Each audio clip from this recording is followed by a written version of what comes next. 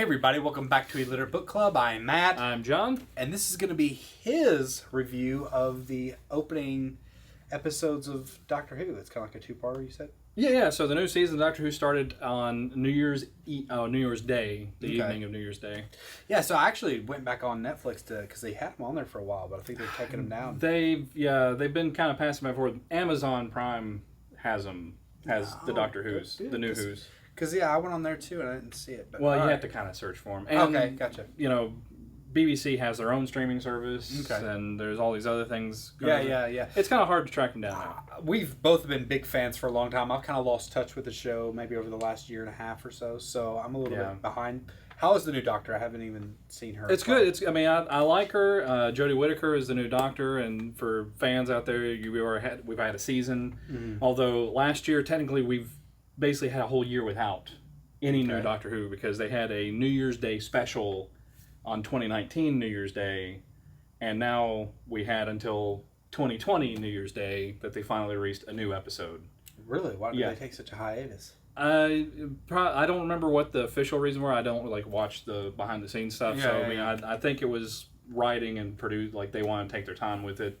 Okay, well, that's good. I mean, maybe they came up with some fresh ideas. Or, I'm hoping so. And from this... Exterminate! No, they didn't see the Daleks this time, though we did see the Daleks last year. Oh, okay, there we go. Or a Dalek, anyway. I'm sure we'll still see some Daleks. But anyway, so we had this new one, and so it kind of does a fun thing with it's called Spyfall, Part 1 and 2. Okay. And so they play some fun, 007 type. And it's a little cheesy to me on it because they have the spy gadgets that are just over the top sort of spy. They have literally shoes that when you stomp them shoot lasers out of them.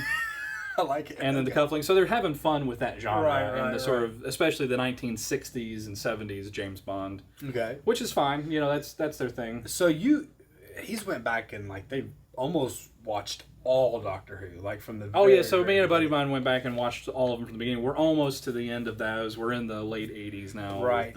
Are they playing any kind of how's this flavor? I mean, how is she stacking up? Is she seem more modern this? Oh, I mean, she's very modern. To me, both in the types of stories they're telling and her portrayal, it is very modern. Of course, the Doctor's the Doctor. Doctor's quirky. Right. The Doctor's, an alien and has all these kind of, funny things about the Doctor, whoever's playing the Doctor, and so some of them do it better than others, and she's done a pretty good job, I think, of that spirit of adventure and quirkiness together. So who's the companion, and how's that? So this one has 3 companions. Okay. So we have from the previous season. I'm stuck into it. Go ahead. No. So we have these. They have Brian. Okay. And now you said it. I just watched it. I'm going to forget the other companion's name. He never watched it, guys. I know. Drop the comments below and let him know how much of a failure he really is. He just read Cliff Notes. He doesn't even watch Doctor Who. No, he's not a fan. Enough. Okay, anyway. Yaz is the second.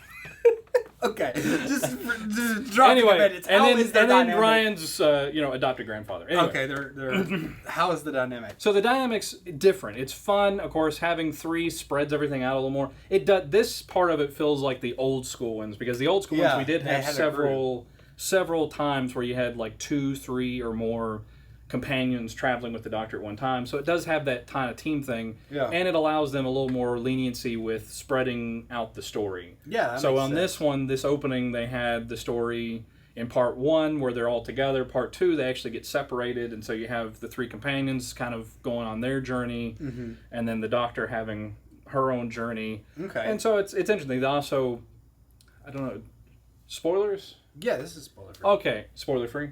No, I mean, free to do spoilers. Free to do spoilers. Okay, so obviously if you've seen even the first one to the end, they brought back the Master, which is kind of a big thing because when we saw the Master last, it appeared that they killed the Master, permanently. Okay. In the way the storyline went out, and so they haven't revealed how the Master has been brought back yet. So is the Master being played by the same character? No.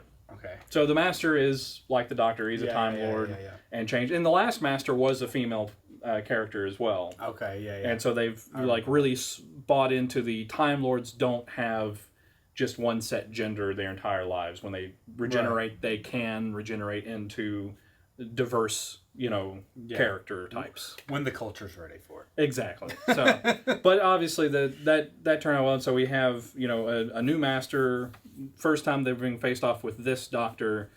And so that kind of opened up a storyline, as well as with like what's happening with the Time Lords is and the home master world. a female? Not this time. Okay, because my favorite masters are females.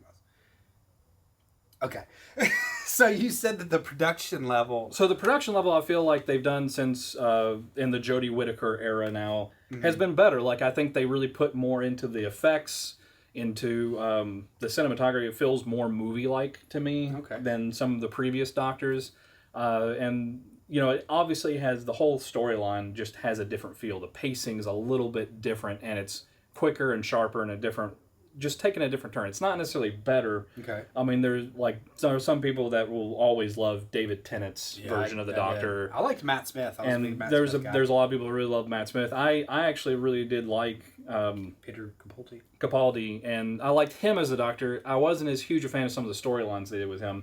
But I feel like this one's still filling its feet out, and they're getting on. I didn't really care for these 2 episodes, but I thought last year's special was really good, and I feel like they. So is that set all up. that she's had? Is that last year's? Special? No, they had a whole season. Oh, okay. They had a whole season in 2018, and then led into 2019 with a special, and it took a year.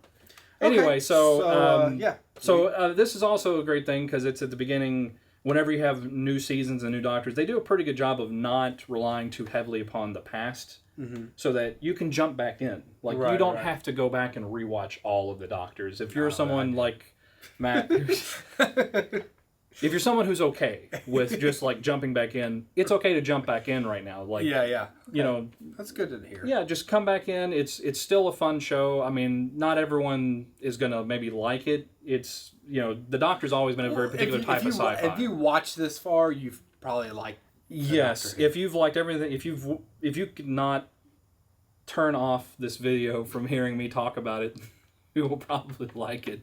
I'm gonna have to probably edit a lot of this to make it. It's gonna be really choppy. Maybe not. I'll just literally edit this part. Yeah. Okay. So I think we rambled on enough. Yeah. I messed you up a few times. I'm hopeful. These episodes were not. These episodes were not my favorites, but I do like them. Okay, so you're excited about the new season. Yeah, I think it's going to be a good season. Okay, cool.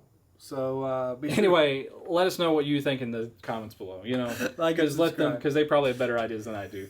Probably. So you a big Doctor Who fan? Let us know. Peace.